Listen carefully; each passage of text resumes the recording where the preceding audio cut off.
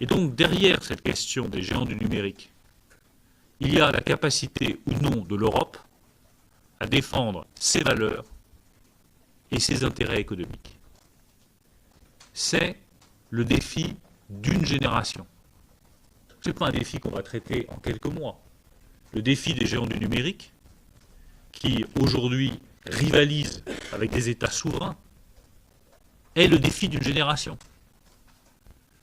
Donc, n'attendez pas que nous traitions le défi d'une génération en quelques semaines ou en quelques mois. Ça prendra plus de temps.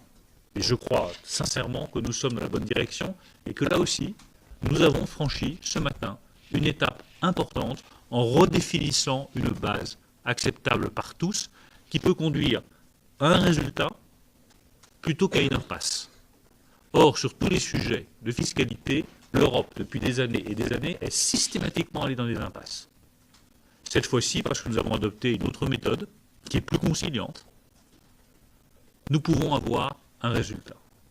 Il ne sera pas exactement à la hauteur de ce que la France aurait souhaité, mais ce sera un résultat.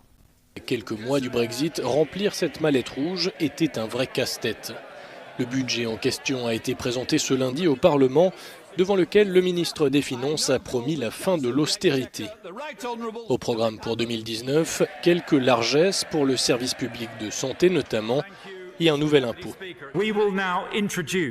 Nous allons introduire une taxe sur les services numériques au Royaume-Uni.